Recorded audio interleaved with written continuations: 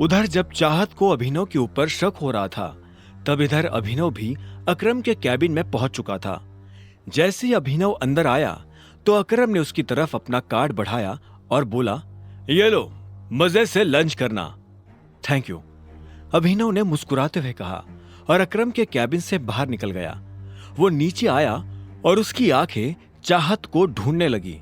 उसने देखा कि चाहत होटल के बाहर शेड में खड़ी थी। अभिनव उसके पास पहुंचा तो चाहत उसे ऊपर से नीचे तक देखने लगी। अभिनव ने उससे कहा, चले। दोनों होटल के अंदर दाखिल हो गए और एक टेबल पर जाकर बैठ गए। अभिनव जानबूझकर चाहत से नजर नहीं मिला रहा था, वहीं चाहत उसे लगातार देखती जा रही थी। क्या हुआ, सब ठीक है? हाँ। अच्छा, वैसे तुम इस ऑफिस में काम करते हो क्या? मुझे लगता है कि हमें कुछ ऑर्डर कर देना चाहिए, मुझे तो बहुत भूख लग रही है। अभिनव ने चाहत के सवाल को टालते हुए कहा। चाहत ने उसे देखा और एक पल के बाद बोली, तुम मुझसे कुछ छुपाने की कोशिश कर रहे हो क्या? क्या? मैं तुमसे क्यों कुछ छुपाने लगा? चाहत इस बात का जवाब देने वाली थी, बात उसकी जुबान पर आ ही गई थी कि इतने में वेटर उन दोनों की बातों के बीच खलल डालने के लिए आ गया। अभिनव और चाहत ने वेटर को ऑर्डर दिया और वेटर वहां से निकल गया, लेकिन चाहत अपना सवाल भूली नहीं थी। उसने बात को घुमाते हुए पूछा, तो तुम क्या करते हो? मैं एके प्राइवेट लिमिटेड में एक छोटी सी नौकरी करता हूं। अच्छा, ये तो अकरम जी की कंपनी है ना? अभिनव ने जवाब में हाँ में सिर हिला दिया। इससे पहले कि चाहत आगे कोई सवाल करती, इतने में एक लड़का चाहत के बगल में आकर खड़ा हुआ और बोला, हेलो गॉर्जियस। चाहत ने पलटकर देखा तो पाया कि एक सुंदर सा लड़का फॉर्मल्स पहनकर उसके पास खड़ा था। जैसे उसकी नजर चाहत से मिली तो उसने कहा, यू आर सो ब्यूटीफुल। मैं आना तो नहीं चाहता था, लेकिन मेरा मन नहीं माना। क्या मैं तुम्हें एक बढ़िया सी ट्रीट ऑफर कर सकता हूँ? उस लड़के ने कहा। उसकी आंखों में एक शरारत भरी मुस्कान नजर आ रही थी। चाहत उसकी नीयत समझ चुकी थी और अभिनव को भी ये समझ आ गया था कि वो किस नीयत के साथ यहाँ खड़ा था। ऐसे में उसने भी लड़के को टालने के लिए गंभीरता से कहा, तुम्हें नजर नहीं आ रहा? वो पहले ही मेरे साथ डेट पर है। उस आदमी ने अभिनव की तरफ देखा और बोला, ओह अच्छा, मुझे तो लगा कि तुम इसके छोटे भाई हो। पर चलो, अब जब तुमने बता ही दिया है कि तुम इसके साथ डेट पर आए हो, तो मैं तुम्हें बहुत प्यार से कह रहा हूं, निकल लो। यह सुनकर अभिनव को बुरा लगा, लेकिन उसने कुछ नहीं कहा। वो देखना चाहता था कि यह आदमी किस हद तक नीचे गिर सकता था।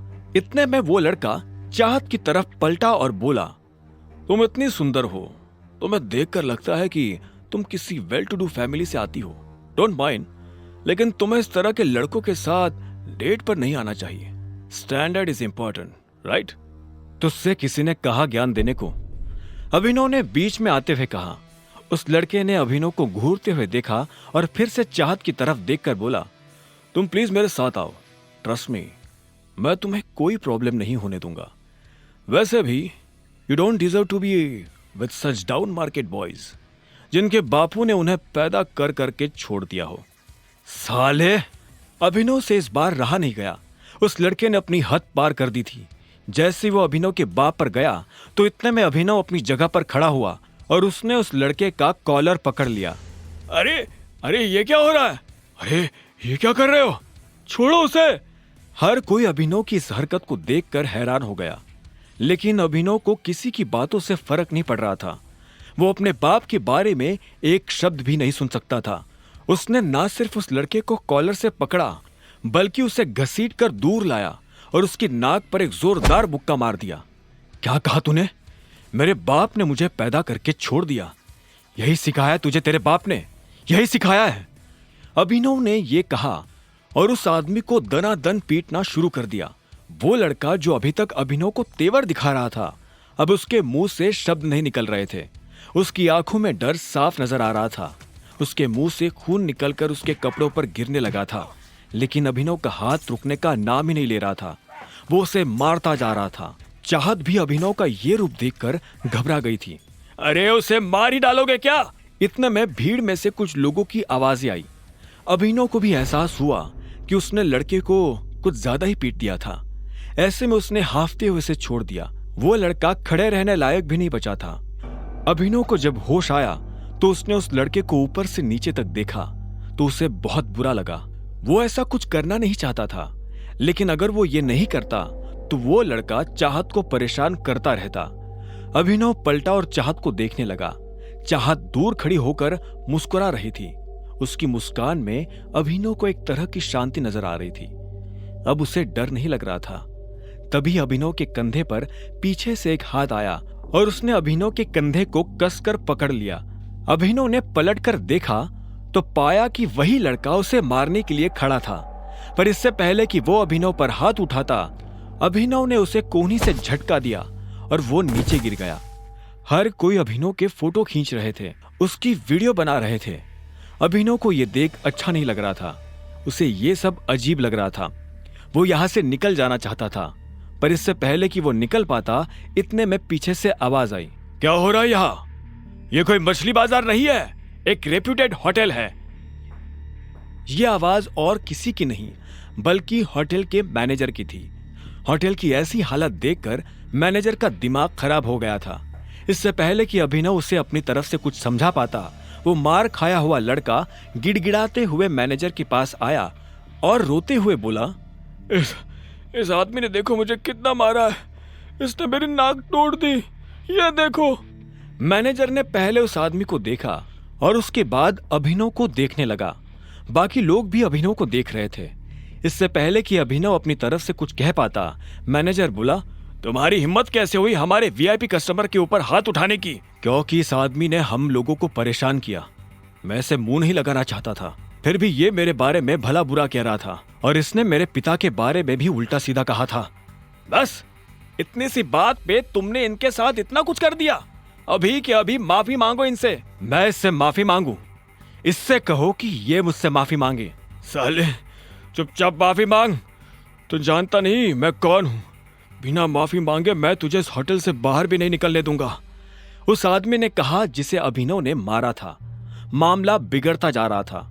अब इससे पहले की बात आगे बढ़ती, चाहत बीच में आई और बोली, एक्चुअली गलती अभिनव की नहीं है, इस आदमी की है। इसने मुझे छेड़ने की कोशिश की। ये मुझसे गलत तरीके से बात कर रहा था। मैं और अभिनव साथ में लंच पर आए थे, पर यह आदमी। चाहत ने सारी बात मैनेजर और आसपास खड़े लोगों को बता दी। मैनेजर ने पलटकर उस लड़के को देखा और बोला, क्या यह सही है? उस लड़के ने कोई जवाब नहीं दिया। ऐसे में मैनेजर फिर से चाहत की तरफ पलटा और बोला, जो भी हो मैडम, पर इससे माफी तो मांगनी ही पड़ेगी। अभिनव समझ गया था कि मैनेजर उससे ऐसे क्यों बात कर रहा था। असल में वो अभिनव को उसके कपड़ों से जज कर रहा था। जब अभिनव को लगा कि उसके पास और कोई रास्ता नहीं है, तो उसने अपनी जेब से अकरम का कार्ड निकाला और मैनेजर की तरफ बढ़ाते हुए बोला, तुम्हें पता है मुझे ये कार्ड किसने दिया है? इस पर लिखा नाम पढ़ लो, उसके बाद तुम्हें समझ में आ जाएगा कि निष्पक्ष फैसला कैसे किया जाता है। हाँ, यह सही कह रहा है। भीड़ में से किसी ने अभिनव की बात का समर्थन करते हुए कहा। मैनेजर ने अभिनव से कार्ड लिया और उसे ध्यान से देखने लगा। जैसे उसने कार्ड पर लिखा नाम पढ़ा तो उसकी आंखें फटी की फटी रह गई। वो पहले कार्ड को और बाद में अभिनव को देखे जा रहा था। अगर अभिनव के पास अकरम का कार्ड था तो वो समझ गया था कि अभिनव अकरम का खास है। उसने अभिनव से कुछ बोलने की कोशिश भी की, लेकिन उसका मुंह ही नहीं खुल रहा था। अगर अकरम को इस बारे में पता चल जाता तो उसकी नौकरी जा सकती थी। जब अभिनव ने देखा कि मैनेजर के पास कुछ भी कहने को नहीं बचा है, तो उसने उस लड़के की तरफ देखकर कहा, और तू लड़कियों से बात करने से पहले अपनी मां के पास जा और उनसे सीख के लड़कियों की इज्जत कैसे की जाती है। इतना कहते ही अभिनव ने चाहत को अपने साथ लिया और वहां से निकल गया। दोनों गाड़ी में आकर बैठ गए थे, लेकिन कोई किसी से बात नहीं कर रहा था।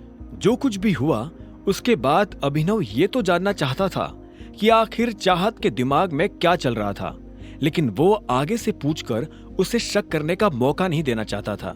चाहत उसकी पहचान जानने के लिए हाथ धोकर उसके पीछे पड़ी हुई थी। अगर वो उसे जरा सा मौका दे देता तो वो लपकने में देर नहीं करती। अब अभिनव को भूख लग रही थी, लेकिन वो चाहत से खाने के बारे में भी बात नहीं कर सकता था। वैसे भी उसे भूखे रहने की आदत थी। बचपन से वो दिन में सिर्फ 2 बार खाता था। उसने कई शामें तो बिना खाए भी गुजारी थी। पैसे आ जाने से अभिनव ने अपनी आदतें नहीं बदली थी।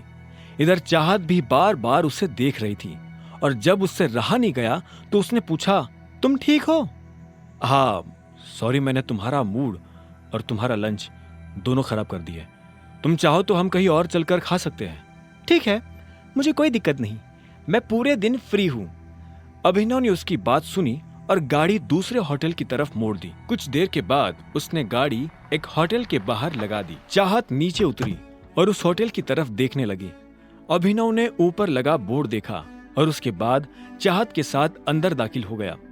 अभिनव जानता था कि यह होटल दिक्पाल का था। दिक्पाल होटल के साथ साथ बहुत बड़ा माफिया ग्रुप भी चलाता था। जैसे माफिया वर्ल्ड में टाइगर का नाम बड़ा था, वैसे ही दिक्पाल का नाम भी काफी बड़ा था। जितनी दौलत और धंधे टाइगर के पास थे, उतने ही दिक्पाल के पास भी थे। कई मामलों में वो एक दूसरे के दुश्मन थे। अभिनव को ऐसा आभास हो रहा था कि शायद यहाँ उसकी दिक्पाल से मुलाकात हो सकती है। तो तुमने डिसाइड कर लिया है कि तुम मुझे अपने बारे में कुछ नहीं बताने वाले? अभिनव के मन में जब ये सारे ख्याल चल रहे थे, तभी चाहत ने कहा। दोनों एक टेबल पर आकर बैठ चुके थे और वाइन पी रहे थे। अभिनव ने भोला बनते हुए पूछा, किस बारे में? असल में वो समझ गया था कि चाहत के मन में यह शक की सुई क्यों घूम रही थी। उस दिन पार्टी में जब अकरम अभिनव को अलग से अपने साथ ले गया था, तब बाकी लोगों ने तो ये मान लिया था कि वो उसके ड्राइवर का बेटा था, लेकिन ये बात चाहत के गले नहीं उतर रही थी।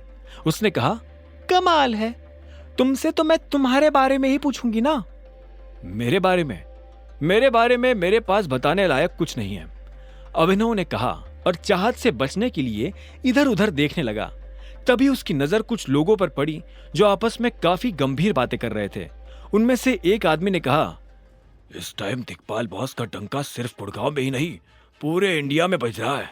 हाँ, मार्केट से जैसे ही टाइगर गायब हुआ, वैसे ही टाइगर का नाम भी गायब हो गया। यह सुनते ही अभिनव पलटकर उस आदमी को देखने लगा जो ये बात कर रहा था। उसे समझ नहीं आ रहा था कि आखिर वो टाइगर के बारे में इस तरह की बातें क्यों कर रहे थे। बताओ ना अभिनव, तुम मुझसे क्या छुपा रहे हो? चाहत ने पूछा। तभी उन लोगों में से एक ने कहा, नहीं, टाइगर अभी गया नहीं, टाइगर जिंदा है और वो जल्द ही लौट कर आएगा। मैंने तुमसे कहा था ना जॉनी, इतनी मत पिया करो कि संभली ना जाए। कुछ भी बकवास कर रहे हो। बकवास नहीं बकवास तो तुम कर रहे हो। टाइगर का कंपैरिजन दिक्पाल से, विस्की और देसी शराब का क्या मैच। मैं कह रहा हूं, टाइगर जिंदा है and he will return soon. Johnny नाम के इस आदमी की बात सुनकर अभिनव के रोंगटे खड़े हो गए थे। वो ये जानना चाहता था कि जॉनी मन से फेंक रहा था या उसके पास सच में कोई जानकारी थी। अब आगे क्या होने वाला था? क्या अभिनव सच का पता लगा पाएगा और क्या चाहत अभिनव के मुंह से सच निकलवा पाएगी? जानने के लिए सुनते रहिए द रिटर्न ऑफ टाइगर, सिर्फ पॉकेट एफएम पर।